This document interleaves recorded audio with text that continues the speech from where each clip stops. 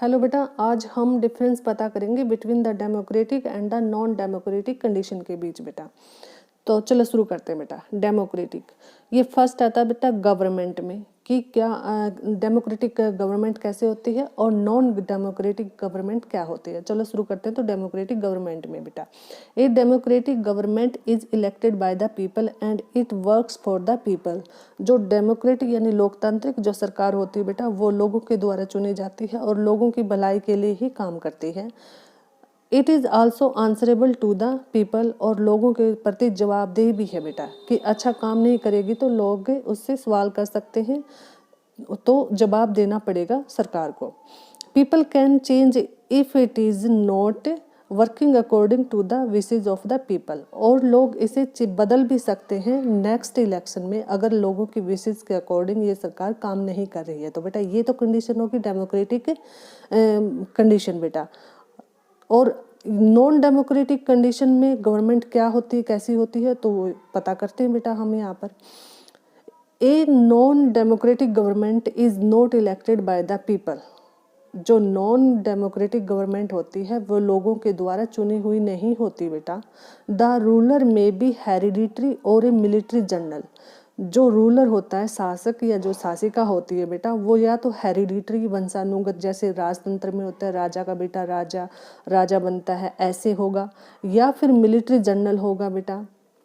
Who has come to power by the force, जो कि सत्ता में आता है बाय फोर्स के बेटा, यानी सत्ता के बलपूर्वक बेटा छीन लेता है। जैसे छीनना होता है वैसे तानाशाह बनना, तो वो होता है इसमें नॉन डेमोक्रेटिक में बेटा। और people can not change it is there are no regular election, और लोग इसे बदल भी नहीं सकते क्योंकि यहाँ पर रेगुलर इलेक्शन नहीं होते हैं बेटा इसमें नॉन डेमोक्रेटिक में। नेक्स्ट है बेटा, दूसरा पॉइंट है कि बेसिक राइट यानी मौलिक अधिकार जो होते हैं वो डेमोक्रेटिक में क्या क्या होते हैं, क्या क्या मिले हुए होते हैं लोगों को। Under democracy people are given basic right like freedom of speech, freedom of movement, freedom of forming association और यूनियन एक्सेट्रा बेटा। जो डेमोक्रेटिक कंडीशन में बेटा लोगों को बोलने की आज़ादी होती है, फ्रीडम ऑफ मूवमेंट घूमने फिरने की आज़ादी होती है, कहीं भी जा सकते हैं देश के अंदर, freedom of forming association of union, अपने ग्रुप या समितियाँ जो एसोसिएशन होती हैं वो बनाने की आज़ादी होती है बेटा इसमें डेमोक्रेटिक में, यानी मौलिक अधिकार मिले हुए होते हैं डेमोक्रेटिक कंडीशन के अंदर बेटा। नो बेसिक राइट होते हैं बेटा नॉन डेमोक्रेटिक में। Under non democratic conditions people are not given basic right, कोई मौलिक अधिकार नहीं दिए जाते हैं इसमें। Citizen are put behind bars if they try to demand basic right, अगर लोग मौलिक अधिकारों की डिमांड भी करते हैं इसमें नॉन डेमोक्रेटिक कंडीशन में तो उन्हें जेल के अंदर भी डाल दिया जाता है बेटा। नेक्स्ट है बेटा थर्ड बेटा रेगुलर इलेक्शन। डेमोक्रेटिक में क्या होता है, रेगुलर इलेक्शन होते हैं बेटा, नियमित समय के अंतराल में बेटा इलेक्शन होते हैं।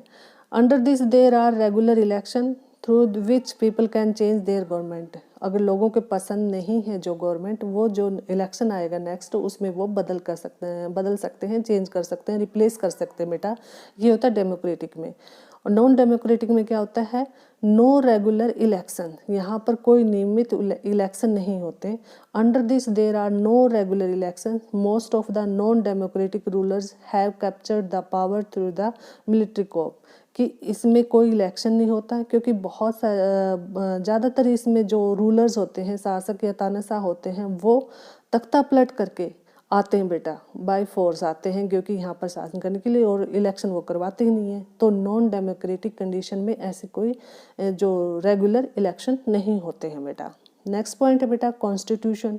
डेमोक्रेटिक कंडीशन में बेटा क्या होता है कि government works with in the constitution, कि गवर्नमेंट होती है वो कॉन्स्टिट्यूशन के साथ मिलकर काम करती है, उसके अंडर काम करती है, जो कॉन्स्टिट्यूशन में लिखा होता है उसके तहत ही काम करती है।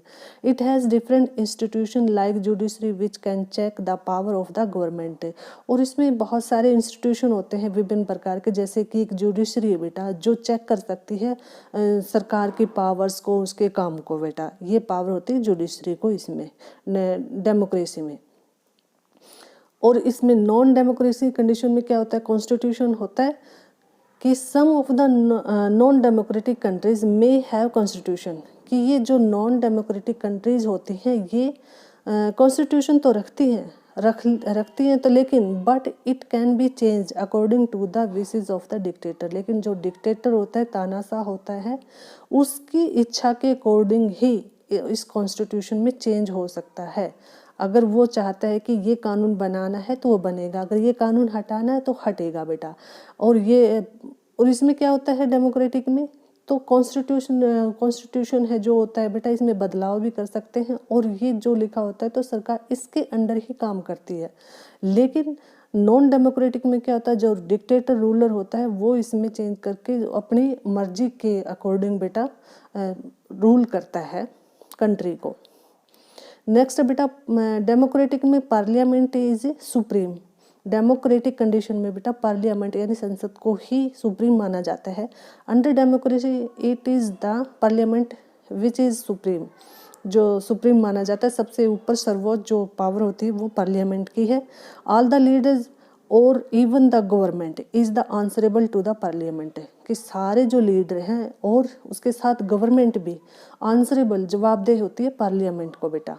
तो सबसे ज़्यादा मोस्ट सुप्रीम कौन होता है इसमें डेमोक्रेटिक में, वो होती है पार्लियामेंट बेटा। और नॉन डेमोक्रेटिक में कौन होता है सुप्रीम, तो the ruler is the supreme, जो तानाशाह होता है, वो शासक जो होता है वही सुप्रीम माना जाता है नॉन डेमोक्रेटिक में बेटा। Under non democratic condition it is the ruler वो is a supreme, all the political and economic power are in his her hand बेटा। ये चाहे शासक है या शासिका, जो भी तानाशाह है, सारी पावर उसके हाथ में होती है। इकोनॉमिक भी पॉलिटिकल भी जितनी भी पावर होती है उसके हाथ में होती है। ये होता है नॉन डेमोक्रेटिक में बेटा। ठीक है बेटा, समझ में आ गया होगा बेटा। थैंक यू बेटा।